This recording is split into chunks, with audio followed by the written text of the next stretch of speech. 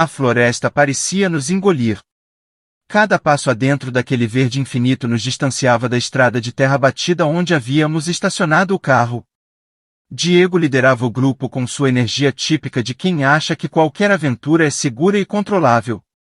Ele falava alto, fazia piadas e chutava pequenas pedras pelo caminho. Renan seguia logo atrás, com sua mochila abarrotada de equipamentos para registrar tudo, câmera, caderno de anotações, e até um GPS que parecia mais inútil a cada curva da trilha. Luísa vinha comigo, no meio, observando a paisagem com olhos cuidadosos, enquanto Carla, a caçula do grupo e irmã de Diego, caminhava em silêncio, suas mãos protegendo o celular como se fosse uma tábua de salvação. A floresta era bela, mas não convidativa.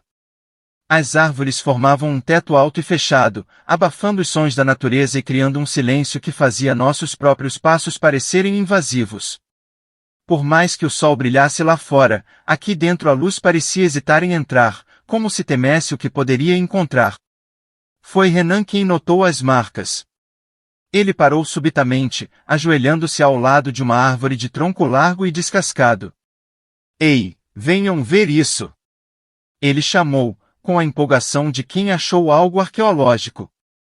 Nos reunimos ao redor dele, observando as linhas esculpidas na madeira. Eram símbolos rudimentares, triangulares e espirais, mas com uma precisão que não parecia acidental. Isso não é nada, zombou Diego, esfregando o dedo em um dos símbolos. Provavelmente algum caçador entediado. Mas Renan balançou a cabeça. Não. Isso é muito antigo. Essas marcas estão aqui há anos. Enquanto Diego seguia em frente, rindo da nossa paranoia, Renan continuou tirando fotos e anotando em seu caderno. Luísa me olhou, seus olhos denunciando a mesma sensação de desconforto que eu começava a sentir. Depois de horas de caminhada, a vegetação começou a se abrir. O ar parecia mais pesado, como se algo o pressionasse. Então o vimos. O lago. Era maior do que qualquer um de nós esperava, suas águas de um negro profundo refletindo o céu nublado. A superfície era tão imóvel que mais parecia vidro. Por um momento, ninguém falou. Era como se o lugar exigisse silêncio. Isso é incrível! Diego finalmente quebrou a tensão, correndo em direção à margem. Vocês estão vendo isso? O lago parecia estar isolado do mundo. Não havia pássaros cantando, nem o som de rãs ou insetos comuns em áreas assim. Tudo estava quieto demais, e a sensação de opressão que começou na trilha parecia ter se intensificado. Perto da margem, encontramos os restos de uma cabana. As paredes estavam cobertas de musgo, e o teto havia desabado há muito tempo. Renan entrou para explorar enquanto Luísa e Carlos seguiam, deixando-me com Diego na beira do lago. Eu observei enquanto ele pegava uma pedra e a jogava na água, esperando ouvir o som do impacto. Mas não houve som. A pedra afundou silenciosamente, como se tivesse sido engolida. Isso não foi estranho? Perguntei, tentando soar despreocupado. Diego apenas deu de ombros, mas eu podia ver que até ele estava incomodado. Renan saiu correndo da cabana, segurando um pedaço de madeira envelhecido onde algo estava gravado. Ele leu em voz alta. Os vigias das águas guardam o que nunca deveria ser visto. Luísa, pálida, comentou, e isso não soa como um aviso. Isso soa como uma ameaça. Diego tentou rir, mas o som saiu forçado. Ele tentou mudar de assunto, sugerindo que montássemos o acampamento. Enquanto organizávamos as coisas, percebi que Carla estava estranhamente quieta, os olhos fixos no lago. Quando perguntei se estava tudo bem, ela apenas murmurou algo sobre sombras na água. Ao cair da noite, acendemos uma fogueira e tentamos retomar o clima descontraído. Diego contou histórias de terror clichês, tentando nos fazer rir. Mas as risadas eram nervosas. Havia algo errado. Foi Renan quem primeiro ouviu os sons, estalos na água, como se algo pesado estivesse se movendo sob a superfície. Ele apontou sua lanterna para o lago, mas não vimos nada além do reflexo da luz na água. Então vieram os sussurros. Baixos e indecifráveis, eles pareciam vir de todos os lados ao mesmo tempo. Luísa segurou meu braço com força. Isso não é o vento, ela disse, a voz trêmula. De repente, um som gutural ecoou, como um rosnado vindo das profundezas. A água na margem começou a se agitar, pequenas ondas lambendo a terra. Diego pegou um pedaço de madeira da fogueira, usando-o como tocha improvisada. Provavelmente é só um bicho, ele disse, tentando parecer corajoso. Mas eu sabia que ele estava errado. Isso não era só um bicho. A noite avançou lentamente, cada som amplificado pelo silêncio ao redor. Ninguém dormiu. A sensação de que algo nos observava era inescapável. Quando o primeiro raio de sol atravessou as árvores, pensamos que estávamos seguros. Mas então vimos as marcas na margem do lago, pegadas enormes, semelhantes a patas, mas com garras que haviam rasgado a terra. Diego tentou minimizar, dizendo que era um urso, mas todos sabíamos que não havia ursos na região. Luísa olhou para mim, o medo claro em seus olhos. Precisamos sair daqui. Mas, ao olhar para o lago, percebi que não seria tão fácil. Algo nos queria ali. O amanhecer trouxe pouco alívio. A luz do sol, que normalmente teria dissipado os medos da noite, parecia incapaz de penetrar a opressão que pairava sobre o lago. O silêncio continuava absoluto, quebrado apenas pelo farfalhar ocasional das árvores. Até mesmo os pássaros, que Renan tinha certeza de ouvir no dia anterior, haviam desaparecido. Precisamos ir embora. A voz de Luísa era firme, mas embargada pelo medo. Ela olhava para a margem do lago, onde as marcas da noite anterior permaneciam como um lembrete terrível de que não estávamos sozinhos. Diego, como sempre, minimizou. Vocês estão exagerando. Vamos aproveitar o dia para explorar. Não viemos até aqui para fugir de pegadas. Carla não parecia convencida, mas também não queria contrariar o irmão. Renan, por outro lado, estava obcecado. Ele insistiu em examinar as marcas ao redor do lago e voltou à cabana para notar mais detalhes sobre os símbolos nas paredes. Algo sobre aquele lugar o fascinava de maneira perturbadora. Enquanto Renan explorava, Diego sugeriu que descansássemos à beira do lago. Carla, tentando relaxar, tirou as botas e mergulhou os pés na água. Imediatamente, seu rosto mudou. Está tão gelada. Ela começou, mas então sua expressão ficou tensa. Algo me tocou. Antes que alguém pudesse reagir, Carla foi puxada violentamente para dentro do lago. O grito dela cortou o ar enquanto Diego e eu corremos para a margem. As águas, antes imóveis, agora fervilhavam com uma força invisível. Segure minhas pernas, gritei para Diego enquanto me lançava para agarrar o braço de Carla. O toque dela era gelado e escorregadio, como se algo viscoso tivesse coberto sua pele. Quando finalmente a puxamos para fora, vimos os cortes profundos em sua perna, longos e finos, como feitos por garras. Isso não foi um peixe, disse Luísa, ofegante, enquanto rasgava um pedaço de sua camisa para improvisar um curativo. Carla tremia, incapaz de falar, mas seus olhos diziam tudo, havia algo lá embaixo. Algo que não era natural. Enquanto cuidávamos de Carla, Renan voltou da cabana com uma expressão perturbada. Encontrei algo. Ele nos mostrou um pedaço de papel envelhecido, dobrado e escondido entre as tábuas do chão da cabana. Era um mapa rudimentar do lago, com um X marcado no centro e uma anotação em caligrafia tremida, não perturbe o sono deles. Isso é o suficiente para irmos embora, disse Luísa. Claramente estamos em um lugar onde não deveríamos estar. Mas Diego não queria desistir. Não podemos nos assustar com histórias. Renan, o que mais você encontrou? Renan hesitou antes de falar. Os símbolos na cabana não são só decorações. Eles falam de guardiões das águas, seres que protegem o lago de intrusos. Eu pensei que era lenda, mas... Ele olhou para Carla, que estava deitada, tremendo. Acho que não é. A tarde passou em um silêncio inquietante.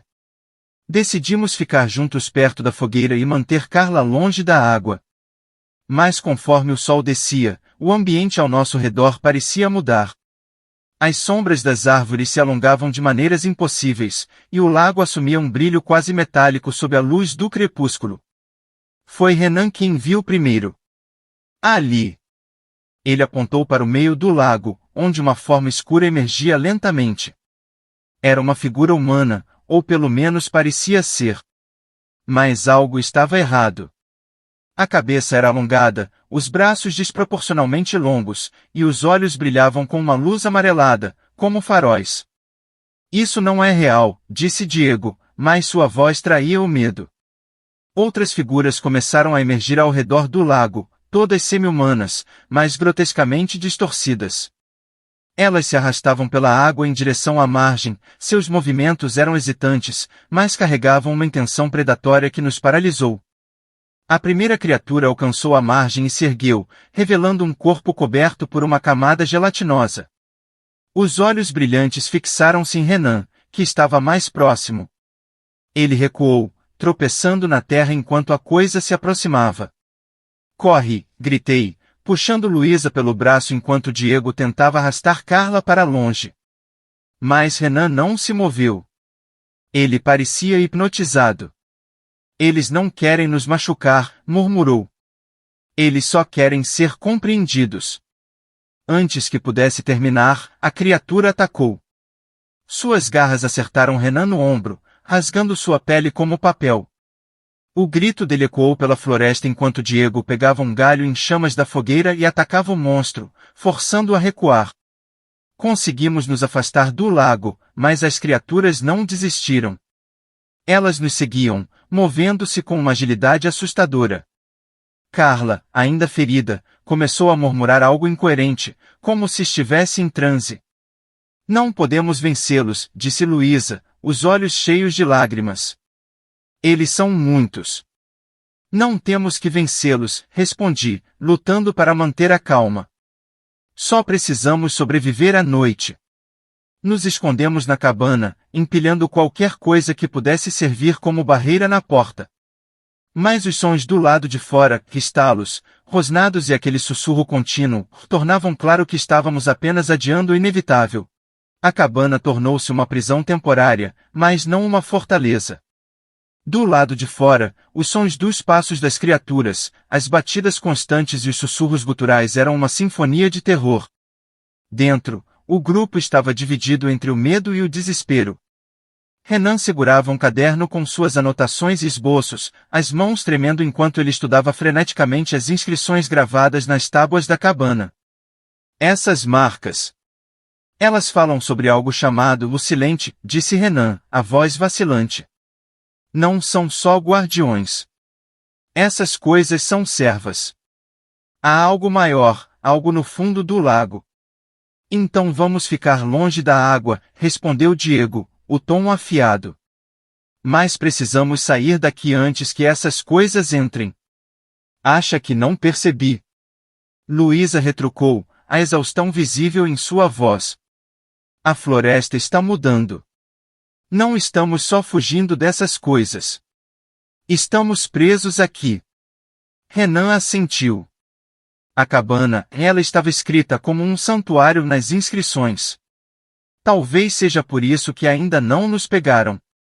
Mas não acho que essa proteção dure muito tempo. O primeiro indício de que a floresta estava se moldando para prendê-los veio quando Diego espiou pela janela. A trilha por onde viemos. Ele hesitou. Está diferente. Renan correu para olhar. A floresta parecia ter engolido o caminho de volta, as árvores agora mais próximas umas das outras, como se fossem uma parede viva. Pior ainda, a brisa suave da noite parecia carregar os sussurros do lago, agora mais intensos. Essas coisas não vão esperar para sempre, disse Diego, agarrando um pedaço de madeira improvisado como arma. Temos que sair agora. Para onde? Questionou Luísa. A floresta nos leva de volta ao lago ou direto para a morte. De repente, a porta da cabana estremeceu com um golpe violento. A madeira rangeu, e garras esqueléticas atravessaram o espaço entre as tábuas. Corram! Gritou Diego. Desesperados, eles saíram pela janela dos fundos, correndo na direção oposta ao lago. Mas o terreno parecia mais confuso, como se o chão se dobrasse em curvas impossíveis. Finalmente, chegaram a uma clareira onde o lago estava parcialmente visível. As águas estavam agitadas, ondulações em padrões que não poderiam ser naturais. Eu não entendo, Renan murmurou enquanto se agachava para recuperar o fôlego. Essas inscrições, não somos os primeiros. Outros tentaram sair daqui, e todos falharam. Essa força, esse insilente. Ele nos quer. Diego ergueu a cabeça, os olhos fixos na água. Talvez seja por isso que estamos aqui. Não importa como.